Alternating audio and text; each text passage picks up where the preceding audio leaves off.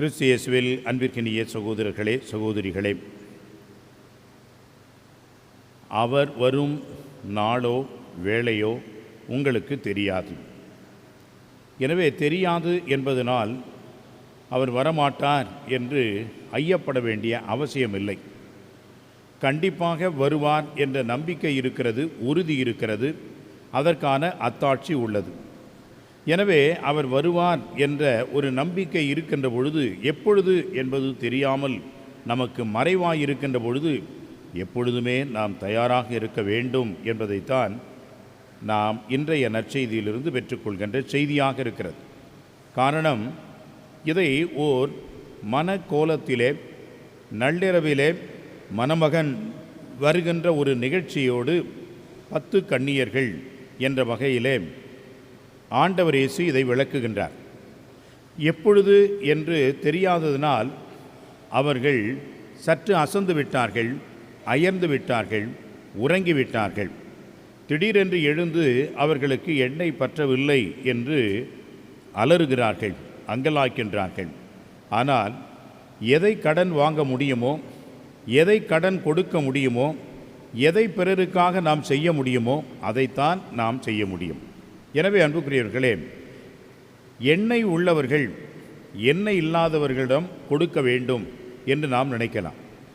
அவர்கள் என்ன சொல்கின்றார்கள்? ஒருவேளை எங்களுக்கும் உங்களுக்கும் இல்லாமல் போய்விடலாம், ஆக 10 பேரும் வீணாக போய்விடலாம், எனவே இப்பொழுது அதை கொடுக்க முடியாது என்று அவர்கள் சொல்ல, அந்த 5 அறிவிலிகளாக அந்த கன்னியர்கள் மணமகனை சந்திக்க தகுதியில்லாதவர்களாக அவர்கள் சென்று விட்டார்கள். 5 அறிவார்ந்த அந்த கன்னியர்கள் மட்டும் மணமகனை வரவேற்கின்ற அந்த ஒரு நிலைக்கு ஆளானார்கள். அன்புக்குரியவர்களே, நம்முடைய வாழ்விலே அடிக்கடி நாம் நினைக்க வேண்டும், என்னுடைய அப்பா அப்படிப்பட்டவர், என்னுடைய அம்மா அப்படிப்பட்டவர் என்று சில நேரங்களிலே என்னிடம் ஒரு சில பேர் சொல்லுவார்கள். நல்லதுதான், அதனால் உங்களுக்கு உடனடியாக எல்லாவற்றையும் செய்துவிட வேண்டும் என்று நினைக்குவது தவறு.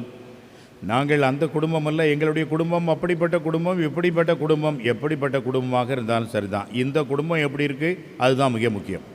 எனவே அவர்களுடைய நன்மைத்தனத்தினால் நான் நற்செயல்கள் பெற்றுக்கொள்ள முடியும் என்பது தவறு. காரணம், அவர்களுடைய ஆன்மீகத்தினால் நான் மீட்கப்படுவேன், நான் ரட்சிக்கப்படுவேன் என்று நினைப்பதும் தவறு.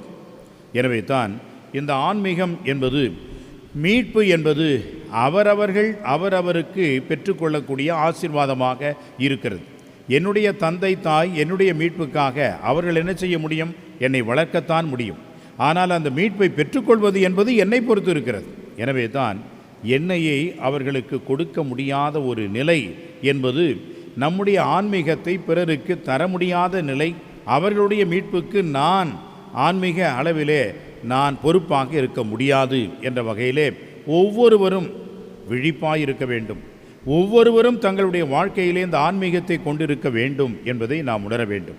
அன்புக்குரியவர்களே, என்னுடைய பிள்ளை நன்றாக இருக்க வேண்டும் என்பதற்காக நான் மட்டும் சாப்பிட்டால் போதுமா?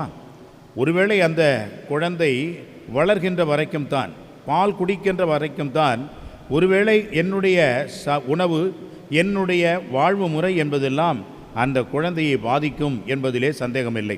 வளர்ந்துவிட்ட ஒரு குழந்தை இனி பால் குடிக்க முடியாத ஒரு நிலை என்ற நிலை வருகின்ற பொழுது அந்த குழந்தை தானாக சாப்பிட வேண்டும். இனிமேல் அந்த குழந்தைக்காக நான் சாப்பிட முடியுமா? என்னுடைய பிள்ளை நன்றாக படித்து முன்னேற வேண்டும் என்பதற்காக நான் படித்து பரீட்சை எழுத முடியுமா? எதை நாம் கடன் கொடுக்க முடியுமோ அதைத்தான் நாம் கொடுக்க முடியுமே ஒழிய அதற்கு மேல் நாம் செய்ய முடியாது. எனவே விழிப்பாயிருக்க வேண்டும்.